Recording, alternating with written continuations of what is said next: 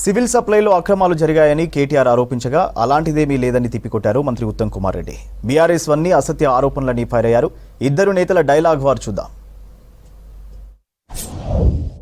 రైతన్నల ధాన్యం ఏదైతే మరి ప్రభుత్వం ఎఫ్సిఐ కోసం కొనుగోలు చేస్తుందో ఈ సన్నబియ్యం విషయంలో అదేవిధంగా ఈ ధాన్యం విషయంలో ఒక పెద్ద కుంభకోణం జరిగింది అంటూ 15 రోజుల కిందటనే కరీంనగర్లో మొదటిసారి నిర్దిష్టమైన ఆరోపణ చేయడం జరిగింది. 100% ఇవన్నీ అబద్ధాలే, అంటే ఒక నయా పైసా కూడా ఇలా నిజం లేదు. ధాన్యం కొనుగోలు విషయంలో ఎక్కడ అవినీతి జరగకుండా రైతులకు మేలు జరిగే విధంగా మా ప్రభుత్వం ముందుకు పోయింది. గల్లీ మే లూటో ఢిల్లీ మే బాంటో, అంటే ఇక్కడ దోచుకో గల్లీలో దోచుకో, ఢిల్లీలో అక్కడ ఉండే కాంగ్రెస్ పెద్దలకు అక్కడ ఉండే వారికి పంపకాలు సూట్ కేసులు మోయడం ఇవన్నిట్లో బిజీగా ఉన్నారు. ధాన్యం కొనుగోలు కోసం రాష్ట్రంలో ప్రభుత్వంలో పెద్దలను కలిసి బయటనేమో కొనుగోలు విషయం మాట్లాడి లోపల రూమ్లో పోయి వాళ్ళ భూముల విషయం మాట్లాడే సంస్కృతి కూడా మాది కాదు. ఉత్తమ్ కుమార్ నేను నీతి నిజాయితీ ఈ 30 ఏళ్లలో ఎవరు ప్రశ్నించలేదు. ముఖ్యమంత్రి గారి పేషీ నుంచి పౌర సరఫరాల శాఖ డిపార్ట్మెంట్ నుంచే ఈ కుంభకోణం జరిగిందనేది మాకు వస్తున్న ఇన్ఫర్మేషన్. వాళ్ళు వీళ్ళు కలిసి చీకటి దందా చేసి ఒక 1000 కోట్ల రూపాయల కుంభకోణం ఈరోజు నేను నిర్దిష్టంగా చేస్తున్న ఆరోపణ. 1000 కోట్ల అనేది కుంభకోణం. అసలు ప్యాడీ లిఫ్ట్ అయిందే వాల్యూ 200 కోట్లు ఇప్పటి వరకు. ఇందులో ఆయన 1000 కోట్లు తీసుకుని ఈయన 1000 కోట్లు తీసుకుంటున్నాడు. ఎవరు ఏం తీసుకోలేదు. నేను రైస్ మిల్లర్ నుంచి పైసలు తీసుకోవడం కాదు కదా, వాళ్ళకి కలవడమే తక్కువ.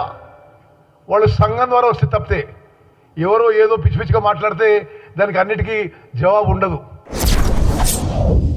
ఈరోజు ఈ స్కామ్లో మాత్రం కేవలం ఇక్కడ తెలంగాణలోని కాంగ్రెస్ పెద్దలకే కాకుండా ఢిల్లీ పెద్దల దాకా కూడా మరి హస్తం ఉందని చెప్పి మాకున్న సమాచారం.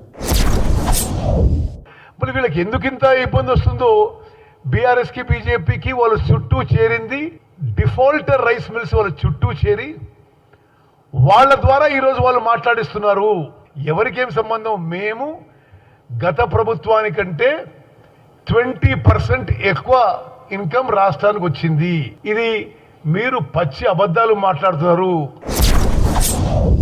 కాంట్రాక్ట్ దక్కించుకున్న తర్వాత వీళ్ళు సరిగా పనిచేయలేదు కాబట్టి ఈ కేంద్రీయ బండార్ అనే సంస్థను బ్లాక్ లిస్ట్ చేసినాం. విచిత్రం ఏంటంటే ఈ ప్రభుత్వం రాగానే ఆ కేంద్రీయ బండార్ అనే సంస్థ ఏదైతే ఉన్నదో దానికోసం రూల్స్ రిలాక్స్ చేసి బ్లాక్ లిస్ట్లో ఉన్నదాన్ని తీసేసి తొలగించి కేంద్రీయ బండారు బ్లాక్ లిస్ట్ అయింది. మీరు ఎట్లా చిన్ను అంటారు? బ్లాక్ లిస్ట్ చేసింది మీ ప్రభుత్వంలో, బ్లాక్ లిస్ట్ని తీసేసింది మీ ప్రభుత్వంలోనే. మేము ప్రభుత్వం ఏర్పడే నాటికి వాళ్ళకి బ్లాక్ లిస్ట్ లేదు. ఈ ఏజెన్సీలు 20% కూడా ఇంతవరకు ప్యాడీ అక్కడి నుంచి పికప్ చేయలేదు, లిఫ్ట్ చేయలేదు. 20% కూడా పికప్ చేయలేదు. 90 రోజులు పూర్తయినా డబ్బులు చెల్లించలేదు, స్టాక్ లిఫ్ట్ చేయలేదు. దీని వెనకాల ఏం జరుగుతోంది? మరి మిల్లర్లను బెదిరించడంలో బిజీగా ఉన్నట్టున్నారు. ధాన్యం కొనుగోలు విషయంలో గత ప్రభుత్వం కంటే మేము ముందు మొదలుపెట్టినాం.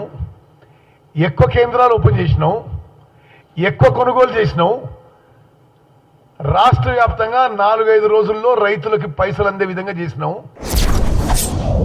మధ్యాహ్న భోజన పథకానికి 2,20,000 మెట్రిక్ టన్నుల సన్నబియ్యం కావాలి. మళ్ళీ గ్లోబల్ టెండర్, మళ్ళీ సేమ్ మ్యాజిక్. అసలు బహిరంగ మార్కెట్లో ఈరోజు సన్నబియ్యం ధర కేవలం 42 నుంచి 45 రూపాయల మధ్యలో ఉంది. బహిరంగ మార్కెట్ను పక్కకు పెట్టి బయట కొనుగోలు చేసే అవకాశం పక్కకు పెట్టి మిల్లర్లు ఇవ్వడానికి ఉంటే కూడా రెడీగా ఉంటే దాన్ని పక్కకు పెట్టి టెండర్ పిలిచారు. మళ్ళీ అదే 4 సంస్థలు కొటేషన్లు కూడా ఎంత బాగా చేసుకున్నారంటే ప్లానింగు 57 రూపాయలు ఒక ఆయన, మిగతా 3 కూడబలుక్కుని 56 రూపాయలు 90 పైసలు. అల్టిమేట్గా ఏం చేసినారు? ఇందులో కిలోకు 15 రూపాయలు అదనం. ఫైనల్ చేసిన టెండరు ఎల్జీ అనే సంస్థకు 57, మిగతా 3కి 56-90 చొప్పున. ఏం జరిగింది ఇక్కడ? 2,20,000 టన్నులు ఇంటూ 15 రూపాయలు అదనం. రౌండ్ ఆఫ్ చేస్తే ఇది కూడా మళ్ళీ 300 కోట్ల కథ. పదే పదే సన్న బియ్యం కొన్నారు, ఇంత కొన్నారు, ఆ రేటు కొన్నారు, 350 కోట్లు తప్పినరు. ఓకే, సన్న బియ్యం ఒక్క గింజ కూడా కొనలేదు, ఒక్క గింజ సన్న బియ్యం కొనలేదు, ఒక్క గింజ సన్న వడ్లు అమ్మలేదు. మరి మీరు ఏదో చూసుకొని 50 రూపాయలు ఉంది, నేను 32 రూపాయలకి ఇస్తా, నేను 45 రూపాయలకి ఇస్తా. నేను ఒకటే చెప్తున్నా, మార్కెట్లో ఇంతకుందని. ఎస్, ఓకే, 42 రూపాయలకు మీరు ఇవ్వండి. మీరు ఎంత సన్న బియ్యం ఇస్తే అంత సన్న బియ్యం ఈ ప్రభుత్వం కొనుగోలు చేస్తుంది.